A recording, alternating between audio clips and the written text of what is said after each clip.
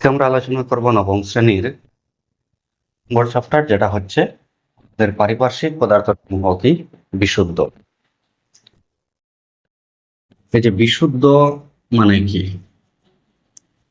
এই বিশুদ্ধ শব্দটি আমরা প্রায় সময়ই ব্যবহার করে থাকি আমাদের দৈনন্দিন জীবনে। যেমন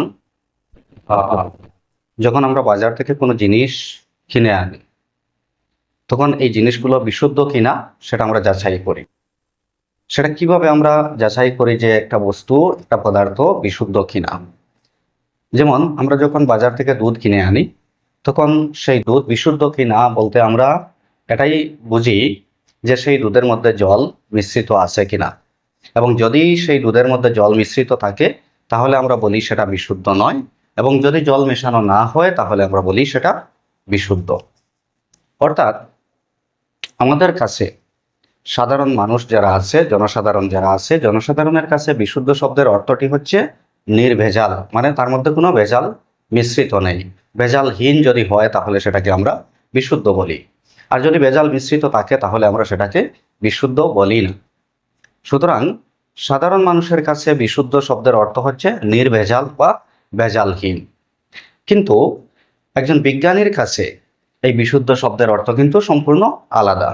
একজন বিজ্ঞানীর মতে বিশুদ্ধ মানে হচ্ছে, বিশুদ্ধ পদার্থ মানে হচ্ছে ওই পদার্থটি শুধুমাত্র একই ধরনের কণা দ্বারা গঠিত, শুধুমাত্র একই ধরনের কণা দ্বারা গঠিত। অর্থাৎ এই পদার্থ গঠনকারী যে কণা যেগুলো আছে, সেই কণাগুলোর রাসায়নিক ধর্ম সেম থাকবে, রাসায়নিক প্রকৃতি একই থাকবে।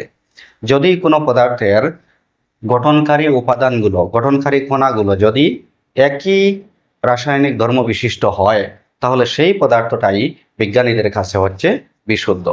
তাহলে এখান থেকে আমরা বুঝতে পারলাম যে এই যে আমরা উদাহরণ হিসাবে নিয়েছিলাম দুধ, দুধ আমাদের কাছে যদি জল মেশানো না হয় তাহলে সেটা বিশুদ্ধ, কিন্তু আসলে একজন বিজ্ঞানীর কাছে দুধ কিন্তু একটা বিশুদ্ধ দ্রব্য নয়। কেন বিশুদ্ধ দ্রব্য নয়?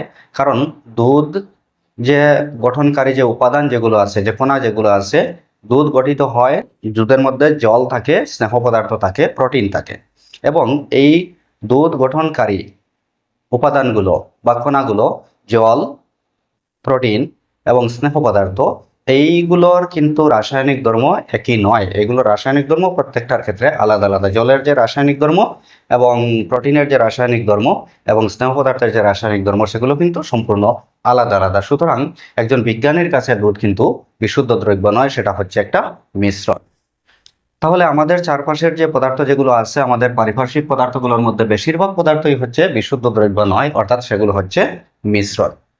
তাহলে মিশ্রণ কি এবার আমরা জানবো। প্রথম আমরা জানলাম যে বিশুদ্ধ বিশুদ্ধ পদার্থ কি, বিশুদ্ধ পদার্থ কি সেটা আমরা জানলাম, নাম্বার 1।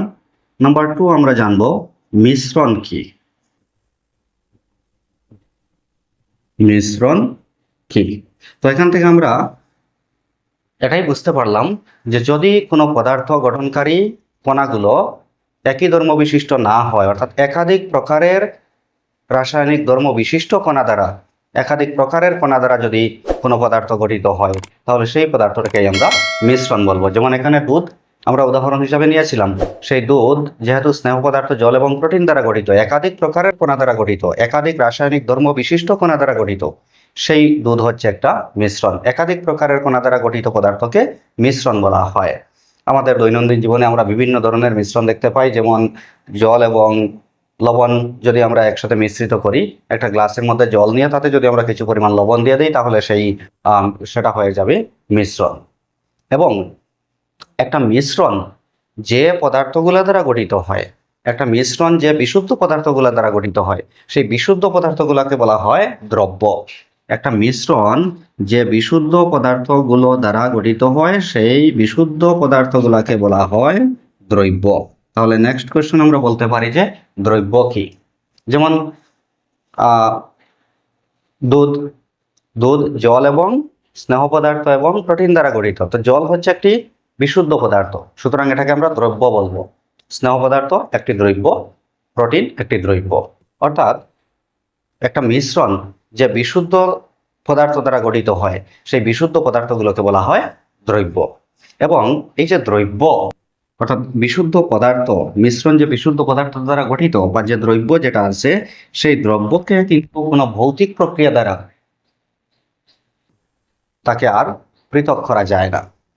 ভৌতিক প্রক্রিয়া যেমন বাষ্পীভবন আছে, তারপর যেমন স্ফটিকীকরণ আছে, বিভিন্ন ধরনের ভৌতিক প্রক্রিয়া আছে।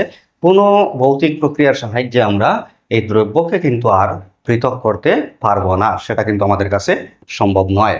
যেমন উদাহরণ হিসাবে যে সোডিয়াম ক্লোরাইড, অর্থাৎ আমাদের খাবার যে লবণ, সোডিয়াম ক্লোরাইডকে যদি আমরা জলের সাথে মিশ্রিত করি, তখন এটা হয়ে যাবে মিশ্রণ। এই মিশ্রণটাকে আমরা ভৌতিক প্রক্রিয়া, বাষ্পীভবন নামক ভৌতিক প্রক্রিয়ার সাহায্যে আমরা সেটাকে পৃথক করতে পারবো, সোডিয়াম ক্লোরাইড এবং জলকে পৃথক করতে পারবো। কিন্তু সোডিয়াম ক্লোরাইডকে কোনো ভৌতিক প্রক্রিয়া দ্বারা পৃথক করা সম্ভব হবে না, কারণ সোডিয়াম ক্লোরাইড হচ্ছে একটি বিশুদ্ধ পদার্থ বা দ্রব্য। ঠিক আছে, তাহলে এখান থেকে আমরা এই কোয়েশ্চনগুলো আলোচনা করলাম যে বিশুদ্ধ পদার্থ মানে কি, নাম্বার 1, নাম্বার 2 হচ্ছে মিশ্রণ কি, এবং নাম্বার 3 হচ্ছে দ্রব্য কি। পরবর্তী অংশে, ভিডিওর পরবর্তী অংশে আমরা জানবো যে মিশ্রণের প্রকারভেদ, মিশ্রণ কি কি ধরনের হতে পারে।